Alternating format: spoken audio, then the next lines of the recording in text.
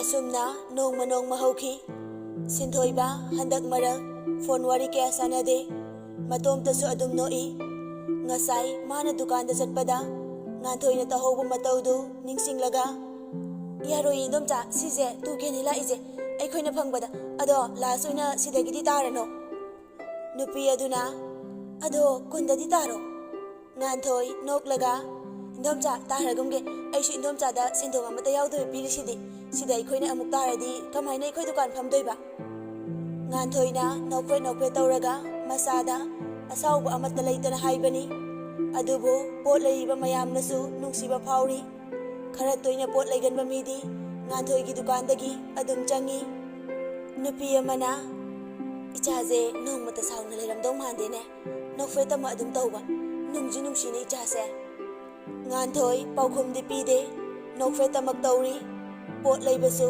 hana khraba matung dukan phaminaba nupi amana nganthoi nang lakpadagi aikhoi dukan se mina pumyom hek yome nasaksu phajai mayamgi pungning pelanbasu heibanina ngasai dagi tauriba mayamdu sindoiba loina uribani changsila aga tu ke da loro ko potu tu ke da yoladi dukan se kai de kanane nganthoi thausadana taning de da aikhoi ni yolise mangna bayon gadro tapna amu machin da soli aikhoi se khangdabagi mohom daga sindoibana kaino murum solido nang hat ke tawba khangaba asi hairaga manung changki sinthoi,ba phamungda ngatharaga family mana nokpadu uraga mama rani sangsilaktuna kaino thoiba sinthoi,ba khangboi kaiboy kainoima puran bidang tawriduba yengoni mase ngasai,dagi kawbudi tadi kan hai wakhal khalino sinthoi,ba makok holaga kai lerage ma ho chak tu kita sabiyu haijage tawjabane atai chadrasu chak chabasdadi mateng amukta pangbiyu dana aikhoi ma sidiwa lao somdana bema matomta isau langli kaino ba phone ga paide yengo base I karakterne mayum tatoi ni ngasi call do adum hanjin hanjin tawsili akon badadi pairak bada nang hauroi matagum kai chaluge nang ha thoibana ho itu thiruye bema suklaga haure phagi tawni kaidoroge nangoda call tawre isibo kaidoroge kainaga ado ai war tumage bema thamdi thamaningde adubu hoi haiduna thamkhre baragi ka manungdani nganthoi mamanabi kharaga wari sanari bhartina bhai aikhoi manabi maluhongdore adoi tom chapatale nanga khara chatminaje nganthoi,na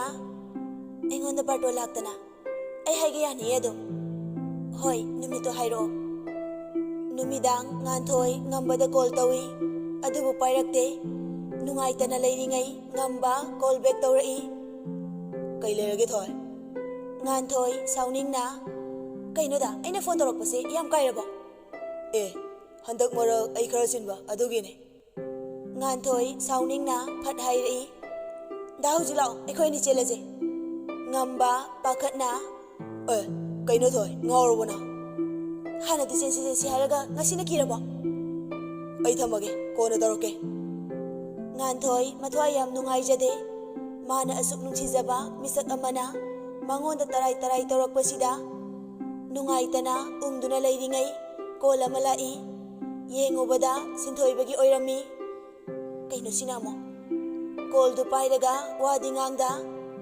sinthoi,bana narol thokro nangdi thokro aidi nangna ngalakpra yengba aiju nangna ngalakpra yengba machin jeng handak tinganthoi wa nganglaktre sinthoi,bana kaino kaidoroge kaisi tawde ai thammage noi saina fubini haira nganthoi hangliba wahangdugi paukhum pide adugi mahut tapna tumninge nganthoi,gi matau sinthoi,basu khangi tapna thoi taye dada da hayo nangi nungai tabodo handak tinganthoi wa ngangdana mapi sintharai amuksu sinthoi,bana thoi nganthoi makhon siri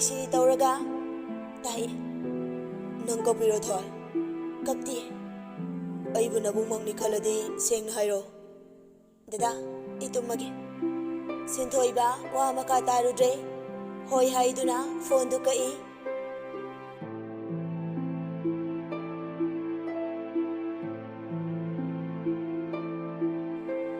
ꯍꯞꯇꯥ ꯑꯃꯒꯤ ꯃꯇꯨꯡ ꯉꯥꯟꯊꯣꯏ ꯚꯥꯔꯇꯤꯒꯤ ꯃꯃꯥꯟꯅꯕꯤꯒꯤ ꯂꯨꯍꯣꯡꯕꯅꯤ ꯍꯥꯏꯅ carry. ꯂꯣꯏꯔꯗꯨꯅ ꯚꯥꯔꯇꯤꯒ ꯂꯣꯏꯅꯅ ꯆꯠꯅꯕ ꯊꯣꯛꯂꯛꯏ꯫ ꯒꯦꯠꯇ ꯁꯤꯟꯊꯣꯏꯕꯒ ꯊꯦꯡꯅꯗꯨꯅ ꯁꯤꯟꯊꯣꯏꯕ ꯉꯛꯅ ꯀꯥꯏ ꯆꯠꯇꯣꯏꯕ? ꯚꯥꯔꯇꯤꯅ ꯁꯥꯔ ꯏꯃꯥꯟꯅꯕꯤꯒꯤ ꯂꯨꯍꯣꯡꯕ꯫ ꯁꯤꯟꯊꯣꯏꯕ ꯉꯥꯟꯊꯣꯏꯗ ꯐꯠ ꯌꯦꯡꯉꯤ꯫ ꯑꯗꯨꯕꯨ ꯉꯥꯟꯊꯣꯏ ꯇꯨꯡ ꯑꯣꯟꯊꯣꯛꯇꯨꯅ ꯂꯩꯔꯝꯃꯤ꯫ ꯁꯤꯟꯊꯣꯏꯕ ꯃꯆꯤꯟ ꯍꯥꯏꯐꯦꯠ ꯆꯤꯡꯂꯒ ꯅꯣꯛꯏ꯫ ꯚꯥꯔꯇꯤꯅ ꯁꯥꯔ ꯑꯩꯈꯣꯏ ꯑꯃꯨꯛ ꯆꯠꯂꯨꯈꯤꯒꯦ ꯑꯁꯤ ꯍꯥꯏꯔꯒ ꯈꯣꯡꯀꯥꯞ 3-4 ꯊꯥꯡꯕ ꯍꯧꯏ꯫ ꯁꯤꯟꯊꯣꯏꯕ ꯈꯣꯟ ꯀꯜꯂꯛꯅ ꯉꯥꯏꯈꯣ꯫ ꯅꯨꯄꯤ ꯑꯅꯤ ꯑꯗꯨ ꯆꯞ ꯂꯦꯞꯄꯤ꯫ ꯁꯤꯟꯊꯣꯏꯕ ꯆꯪꯁꯤꯜꯂꯛꯇꯨꯅ ꯑꯩ ꯊꯤꯟꯒꯦ ꯂꯥꯎ ꯑꯁꯤ ꯍꯥꯏꯔꯒ ꯃꯥꯒꯤ ꯒꯥꯔꯤ ꯃꯅꯥꯛꯇ ꯆꯪꯂꯒ ꯊꯣꯡꯗꯨ ꯍꯥꯡꯗꯣꯛꯏ꯫ ꯅꯨꯄꯤ ꯑꯅꯤ ꯑꯗꯨ ꯎꯄꯥꯏ ꯂꯩꯇꯦ ꯑꯗꯨꯝ ꯆꯠꯂꯤ꯫ ꯒꯥꯔꯤ ꯊꯧꯅ ꯊꯧꯅ ꯁꯤꯟꯊꯣꯏꯕ ꯉꯥꯟꯊꯣꯏꯗ ꯌꯦꯡꯂꯒ ꯀꯦꯔꯤꯅꯤꯅ ꯑꯃꯨꯛ ꯇꯣꯏꯕ ꯀꯤꯕ ꯑꯃ ꯌꯥꯎꯏ ꯁꯩꯗ꯫ ꯉꯥꯟꯊꯣꯏ ꯈꯨꯝꯗꯦ ꯇꯨꯃꯤꯟꯅ ꯑꯗꯨꯝ ꯂꯩ꯫ ꯂꯨꯍꯣꯡꯐꯝ ꯌꯧꯔꯛꯄꯗ ꯉꯥꯟꯊꯣꯏꯒ ꯚꯥꯔꯇꯤꯒꯁꯨ ꯆꯪꯈ꯭ꯔꯦ꯫ ꯂꯨꯍꯣꯡꯂꯤꯕ ꯀꯩꯅꯥꯗꯨꯒꯤ ꯃꯅꯥꯛꯇ ꯆꯪꯉꯤ꯫ ꯑꯗꯨꯕꯨ ꯉꯥꯟꯊꯣꯏꯗꯤ ꯉꯛꯅ ꯅꯪ ꯑꯣꯏꯔꯦ꯫ ꯀꯩꯅꯥꯁꯨ ꯌꯦꯡꯂꯛꯏ ꯅꯣꯛꯐꯦꯠ ꯇꯧꯅ ꯃꯥꯅꯦ꯫ ꯉꯥꯟꯊꯣꯏ ꯅꯣꯛꯂꯒ ꯍꯦꯔꯣ ꯐꯖꯕ꯭ꯔꯣ? ꯀꯩꯅꯥꯅ ꯑꯩꯈꯣꯏ ꯁꯥꯏꯅꯤꯗꯅ꯫ ꯃꯌꯥꯝꯗꯨ ꯍꯔꯥꯎ ꯍꯔꯥꯎ ꯐꯣꯇꯣꯕꯨ ꯀꯥꯞꯄꯣ ꯅꯣꯛꯄꯨ ꯅꯣꯛꯄꯣ ꯇꯧꯔꯤ꯫ ꯀꯩꯅꯥ ꯊꯣꯛꯂꯛꯑꯕ ꯃꯇꯨꯡ ꯃꯃꯥꯟꯅꯕꯤꯁꯤꯡꯁꯨ ꯐꯝꯗꯨꯅ ꯌꯦꯡꯂꯤ꯫ ꯉꯥꯟꯊꯣꯏꯗꯤ ꯉꯁꯥꯏꯗꯒꯤ ꯌꯦꯡꯁꯤꯜꯂꯨꯗꯦ꯫ ꯕꯣꯔꯗꯨ ꯎꯕꯗ ꯉꯛꯄꯁꯨ ꯐꯥꯎꯏ꯫ ꯀꯔꯣꯝꯗꯒꯤ ꯇꯥꯔꯛꯄꯅꯣ ꯈꯪꯍꯧꯗꯦ꯫ ꯇꯔꯥꯎꯔꯕꯤ ꯃꯤꯁꯅꯥ ꯑꯗꯨꯗ ꯇꯥꯔꯛꯏꯕ ꯄꯤꯔꯥꯡ ꯃꯆꯤꯟꯗꯁꯨ ꯇꯞꯅ ꯁꯣꯜꯂꯤ꯫ ꯗꯗꯥ ꯉꯥꯟꯊꯣꯏ ꯃꯄꯤꯗꯨ ꯑꯃꯨꯛ ꯇꯩꯊꯣꯛꯏ꯫ ꯑꯗꯨꯕꯨ ꯀꯔꯝꯅꯗꯤ ꯈꯥꯡꯗꯨꯅ ꯂꯩꯕ ꯉꯝꯒꯅꯤ? ꯅꯨꯡꯁꯤꯖꯕ ꯃꯥꯅ ꯂꯝꯂꯥꯟꯕꯤ ꯀꯅꯥꯒ ꯅꯨꯡꯁꯤ ꯂꯩꯄꯨꯟ ꯁꯦꯝꯈ꯭ꯔꯕꯗ ꯈꯥꯝꯖꯔꯤ ꯁꯤꯟꯊꯔꯛꯂꯤꯕ ꯃꯤꯠꯂꯨ ꯄꯤꯔꯥꯡ꯫ ꯉꯥꯟꯊꯣꯏꯅ ꯇꯧꯔꯤꯕꯗꯨ ꯚꯥꯔꯇꯤ ꯎꯕ ꯅꯠꯇꯦ꯫ ꯃꯈꯣꯏꯁꯨ ꯃꯣꯏ ꯊꯣꯛꯄ ꯌꯦꯡꯂꯤ꯫ ꯃꯊꯪ ꯃꯊꯪ ꯂꯣꯏꯁꯤꯜꯂꯛꯇꯨꯅ ꯗꯥꯟ ꯊꯥꯗꯕꯒꯤ ꯃꯇꯥꯡꯗꯨ ꯉꯥꯟꯊꯣꯏꯁꯨ ꯗꯥꯟ ꯊꯥꯗꯕ ꯆꯪꯂꯛꯏ꯫ ꯉꯥꯟꯊꯣꯏ ꯗꯥꯟ ꯊꯥꯗꯅꯕ ꯆꯪꯉꯤ꯫ ꯉꯝꯕꯗ ꯃꯤꯠꯂꯨ ꯄꯤꯔꯥꯡꯒ ꯂꯣꯏꯅꯅ ꯋꯥꯔꯧꯅ ꯌꯦꯡꯖꯔꯤ꯫ ꯉꯝꯕꯁꯨ ꯉꯥꯟꯊꯣꯏ ꯌꯥꯎꯔꯝꯕꯗꯨꯗ ꯃꯃꯤꯠꯇꯨ ꯍꯨꯠ ꯍꯨꯠ ꯂꯩꯗꯨꯅ ꯈꯥꯡꯂꯤ꯫ ꯂꯨꯍꯣꯡꯕ ꯂꯣꯏꯗ꯭ꯔꯤꯉꯩ ꯉꯥꯟꯊꯣꯏꯅ ꯌꯥꯗꯕꯗꯒꯤ ꯃꯈꯣꯏ ꯑꯅꯤꯁꯨ ꯍꯜꯂꯒꯦ ꯍꯥꯏꯅ ꯊꯣꯛꯂꯛꯄꯗ ꯁꯤꯟꯊꯣꯏꯕ ꯆꯪꯁꯤꯜꯂꯛꯇꯨꯅ ꯂꯣꯏꯔꯕꯣ ꯂꯥꯛꯑꯣ꯫ ꯚꯥꯔꯇꯤꯅ ꯁꯥꯔ ꯍꯟꯕꯤꯗ꯭ꯔꯤꯕꯣ? ꯑꯩꯗꯤ ꯏꯃꯥꯟꯅꯕ ꯀꯧꯒꯦꯅ ꯇꯧꯔꯤꯅꯤ꯫ ꯌꯥꯔꯅꯤ ꯂꯥꯛꯑꯣ꯫ ꯁꯤꯟꯊꯣꯏꯕꯅ ꯃꯈꯣꯏ ꯑꯅꯤꯕꯨ ꯄꯨꯗꯨꯅ ꯂꯥꯛꯏ꯫ ꯉꯥꯏꯍꯥꯛꯇꯨ ꯋꯥ ꯑꯃꯇ ꯉꯥꯡꯅꯗꯦ꯫ ꯑꯗꯨꯕꯨ ꯁꯤꯟꯊꯣꯏꯕꯅ ꯑꯆꯤꯛꯄꯗꯨ ꯊꯨꯒꯥꯏꯗꯨꯅ ꯋꯥꯔꯤ ꯍꯧꯗꯣꯔꯛꯏ꯫ ꯕꯣꯔ ꯐꯖꯕ꯭ꯔꯣ ꯉꯁꯤꯕꯣ? ꯚꯥꯔꯇꯤꯅ ꯐꯖꯩꯌꯦ ꯔꯥꯁꯤꯒ ꯃꯇꯨꯝ ꯃꯇꯨꯝꯅꯤ ꯃꯥꯝꯗꯣꯞ ꯃꯌꯥꯏꯗꯨꯗ ꯅꯣꯛꯐꯦꯠ ꯅꯣꯛꯐꯦꯠꯀ ꯇꯧꯔꯗꯅ꯫ ꯚꯥꯔꯇꯤꯅ ꯍꯥꯏꯔꯛꯂꯤꯕ ꯋꯥꯍꯩꯗꯨ ꯉꯥꯟꯊꯣꯏꯗꯗꯤ ꯑꯃꯨꯛꯀ ꯍꯦꯟꯅ ꯃꯩꯆꯥꯛ ꯍꯥꯞꯂꯤ꯫ ꯁꯤꯟꯊꯣꯏꯕꯗꯤ ꯅꯣꯛꯂꯒ ꯉꯥꯟꯊꯣꯏꯗ ꯌꯦꯡꯉꯤ꯫ ꯑꯗꯨꯕꯨ ꯉꯥꯟꯊꯣꯏꯗꯤ ꯑꯣꯟꯊꯣꯛꯇꯨꯅ ꯂꯩꯔꯝꯃꯤ꯫ ꯁꯤꯟꯊꯣꯏꯕꯅ ꯀꯩꯅꯣ ꯊꯣꯏ ꯅꯨꯡꯁꯤꯠ ꯌꯥꯏꯔꯣꯅ? ꯉꯥꯟꯊꯣꯏ ꯈꯨꯝꯗꯦ ꯇꯨꯃꯤꯟꯅ ꯑꯗꯨꯝ ꯇꯣꯡꯉꯤ꯫ ꯉꯁꯤ ꯉꯥꯟꯊꯣꯏꯅ ꯋꯥ ꯉꯥꯡꯂꯛꯇꯕꯗꯨꯗ ꯚꯥꯔꯇꯤ ꯉꯥꯟꯊꯣꯏꯒꯤ ꯃꯁꯥ ꯅꯣꯝꯗꯨꯅ ꯊꯣꯏ ꯊꯣꯏ꯫ ꯉꯥꯟꯊꯣꯏ ꯈꯪꯕꯣꯏ ꯀꯩꯕꯣꯏ ꯇꯧꯔꯒ ꯀꯩꯗꯧꯔꯒꯦ? ꯚꯥꯔꯇꯤ ꯉꯥꯟꯊꯣꯏꯅ ꯀꯞꯄꯒꯤ ꯃꯃꯤꯠ ꯃꯅꯥ ꯄꯣꯝꯃꯒ ꯂꯩꯔꯝꯕꯗꯨ ꯎꯕꯗ ꯉꯛꯅ ꯀꯩꯗꯧꯔꯒꯦ ꯊꯣꯏ?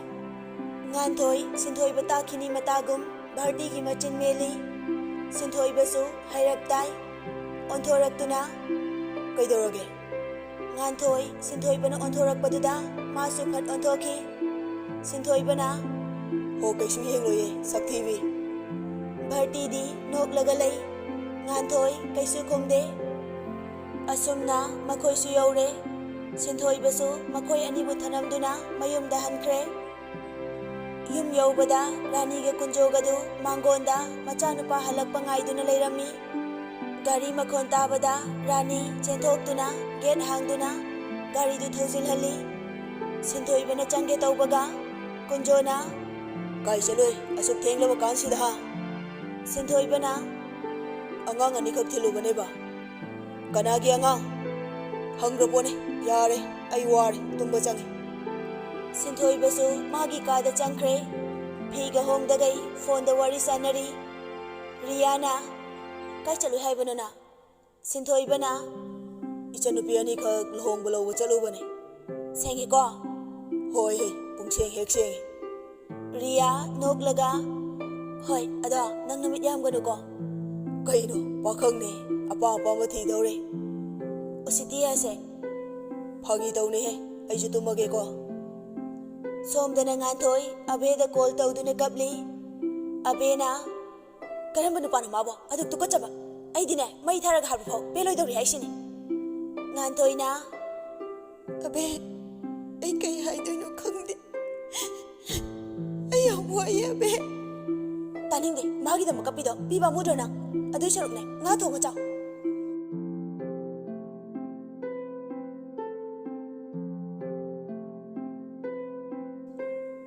Tha khara haukhre nongma ngamba showroom amada mamanaba amaga po leiba lai adubu laibak thiba haigadra phaba haigadra makhoina changliba dukan adu nganthoina phamba dukan duni ngamba su dress khalli mamanaba dusu kanna khalli loiraduna paisa piba changlai kaya tarage sis nupi aduna asomda hangbiyo nupa ani du nakanda changlaga sis aikoi exam ta nganthoi phi ama thuplambadu thadoktuna nupa ani du da yengi adubu masadu khara ngaklap tawrabasu thausadana sida piro poto ngambana thoi nang sida leibro nganthoi mong hadana nungai ribo nganthoi nokfe tawraga aikoi de hom masa khangdi adude saksu khangnai khara tawa yaina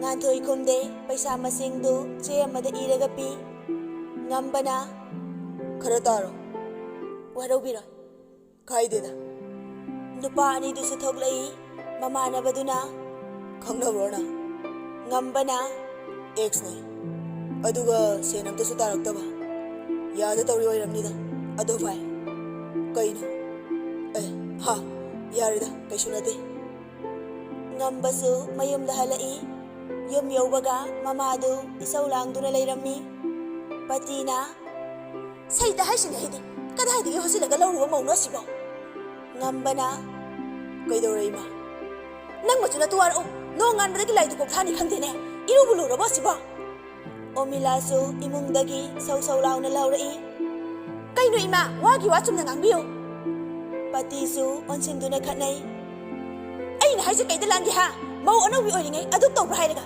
tha phare nasagi kabu nangbu nongmada se sengbran he omilasu machin khomlai ho kusi ni kusi pati machada onsilaga uredana natuje nangbu pasha pai haidana abuk toiba tawkidai ne paisa na chaba yabra ha yengo magi maral mayamduna imung ban ba yabra yengo ngamba saujinaraga noi thokpani banglai marayo kaino khangde matha sawne ngamba su sangkre pati isau tawduna leihawi ngambana ka hek changlakpaga omila kapsinaraga leirami ngambana kanana fuge nang kapido ai imung jama yam chanaroi dawri ai yumda thinbiu mawiradi pumna mayok na tawne nangna sida laije phamda saba lakpanade imung sibo seba tawna balakpane omila kapadu toklaga sauna onsilaktuna ai sibu imung sigi minagi mawonglo ai madumakti haidena समाज असिदा yum पालबा सिंगसिबो मिनाइरो सेवा तौबदा मिनाइनि हाइना खनब्रो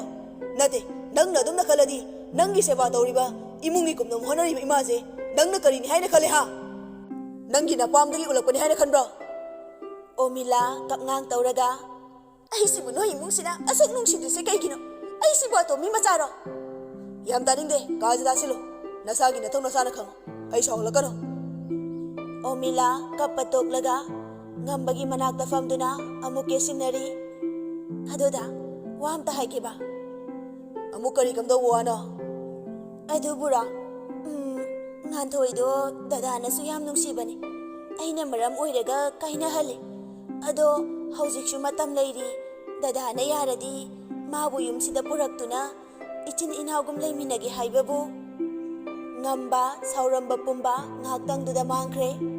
Hiplambadu haugalatuna momo noglai.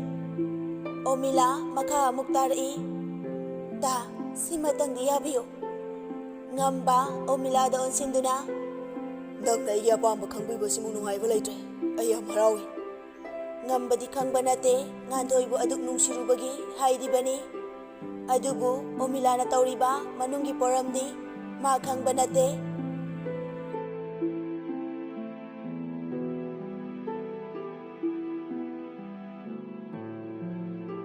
Sinthoi somda phone da kanna khatnari.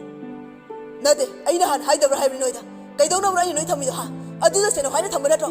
Ngasi dagi sena na wada umi porkani. Adugo ma salhan bayar. Hausik lakani. Asi haidega phone du kakthali. Aduga magi gari du thodok dukan tamna lai. Hek yaubaga sinthoi bana. Thoide. Nupi aduna sir asida thaba masakhibane. Sinthoi ba makha tadre. Nakanda leiriba sofa aduda phammi. Pung amamuk phazilagle nganthoi laktaba. Sinthoi bana kayam lakki man chalibo. Nupi aduna sir panglapti lapti asi machindane. Sinthoi ba haife thoklaga yengi. Adubu nanghoroi matagum adwaida mana mamina uba mafamduda amuk gam chatki. Nupi ani wari sanaribadu manakta changsilaga. Kaidore be mana kana ki thoina haije. Sinthoi bana budro be mana masigi okta bisira nanga nungsina thoi kaina kaujarise. Sinthoi ba sauningna kainoria sumna sum haiba kaido. Oh asukina ekhoini loinak pase ngasidi kashiroi taba magidama ai wi kaya pidiba. Nangno wakhalo morom jatkri. Aina haibadi silambine nganglu manungda ngangwe aina. Nangna lambisida fajada wai haibado madi kaira modo. Nang sida kaido bulaino. Sinthoi ba noklaga thoi lo bulakani. Bema mamit lang thoklaga kari kaigi mate. Thabam da janminage. Nganthoi wadi ngangde non tharaba mai thongdu Sinthoi bada tapna yengi. Sinthoi basu nganthoi da yenglaga nokseli. Lao chalase. Asi hairaga nganthoi gi makhut paiduna chingi. Nganthoi chatna bema da su yenglami. Bema sauna machinda. Aigi punchida nangna dum yetbane. Hojik su aigi nungsiba bo nangna munna bhonaba. Machindu phaina chingduna noi. Oiroi aigi nungsiba nangna munbagi na tiksinate. Nganthoi su Sinthoi bana puduna magi chekondu dalai. Nganthoi tapna kai leirage. Ngasidagi sida thabak tawro. Nganthoi ngakna ai chek suba ngamaro dukan adum phamjage. Sinthoi ba noklaga thabak su haiba nati thabak yengsalo haiba. Handakti nganthoi khomde Sinthoi bagi matung adum inai. Sinthoi baga nganthoi ga thabak suba mayam maraktuda changlaga. Mayam ngasidagi aikhoi gi brick farm asibu senanaba mangda leplibi ichana sida sinarani. Nganthoi su wa ngangde nokfe tamak tawi. Sinthoi bana adudi mayam ngasigidi yaujarage hayengdagi laani. Mayam su loina yanare. Sinthoi bana amu nganthoi bu puduna dukan aduda thanami. Bemana mayumda araiba pot makai langkhairi. Mamai bemasu changlaktuna khami. Kaino haibani nangna tawrisi imada seng hayomta. Bemana mago mana aigi nungsiba thugaira matik nate. Thoiba aigini ai khangdagini. Kanano thoiba haide. Sinthoi ba kanana isada yelinu hayo. Kana hoini aikhoi okta biduni dana. Hera adugibo ima tawgi yengo. Bema saurambadu amuk noklaga. Mamagi manakta changsilai. Kaidogdoino ima. Mamagi manakta nungaina lejarasanu kaidogge. Ima aduda phanaba silo imana. Mathangi numitni nganthoi thabak chatnaba haiduna loisinba loiraga thoklai. Geta Sinthoi ba ngaiduna leirami. Lao thenge. Nganthoi na ai tomta dum chasage yarni sar. Kanagi sarno. Sorry. Lao. Sinthoi basu nganthoi thanamlaga chatki. Hek chatki baga ngamba changlaktuna. Thoi. Nganthoi onthok tuna yengi. ngamba oirambaduda chatke tawi adubu ngambana thoi amta ngaikho nganthoi chatlambadagi chaplepi ngamba nganthoi manakta changlaktuna thoi nang dada uraga thairaga chatke khaliba karigino nang dada nungsidrabo nganthoi nokningdana noi wadi makha tade hayo thoi nang dada nungsidrabo aigi punsida amuk kaihobirano thoi dada yang ware nang dadagi awabase amuk tawbiyu kaidauge kari tawbagi wariba nungsiba mana nanakta leiraga seba tawrabada kari waningai lege aibu amuk ikaiba pirangno thoi ai nangi nungsiba mangtri ai nangbu yam nungsiye thoi adu nungsidaga ai kaidau haibana thoi ai nangbu lohulakane ai nang yaudra leiba yam waye thoi nangi awaba khapna awaba chingba aina matam amada wakhibani nangna ubikhibra nangi nungsiba khaptana asengba nungsibani khanbra madu khangbagi natro aina nang loba laklibase nganthoi makhutuna yare haibagi matagum khamlaga yare wa makha tabirano somlengbi be yarane aina leise yum nate mina uraga ayu fatana ukhini tho wa du haiba loidre nganthoi na marak thalaaga nangna khalise aisi pangya yaba mioina ubra aigi punsibo nangna sanane momongda sanaba yabra thoi nganthoi sauna torakana tukache nangbu miro aina matam amada nangi dama kayang waba nangna khangbra aigi iyada hukadaba saruk phawba nangbu nungsiba heman kibana nafamda biba natra phajai pami nungsi paisa pabi maga adumak leimino aigi punsida makhatana khuthingjilakano nganthoi wa ngang ngamdre mapisu sintharakti haiba khakni milu anida pina pikthankre hojik aina kitang nokpa phangjarakpa matamsida amuk kai hobirage khaliba karigino chalo aigi phamdagi laakna ai kanabu su thajadre thoi nang dadabu nungsidrabo thoi nganthoi sauna aina haise kanadano ha aise nangi atomi oirosiro yare chalo wa makha tabirakno nganthoi onthoktuna chatki ngambasu ningamdana leihori ngasaidagi tawriba mayamdu bemadi loina khangi uhri masu thamoida harauba amadi fauri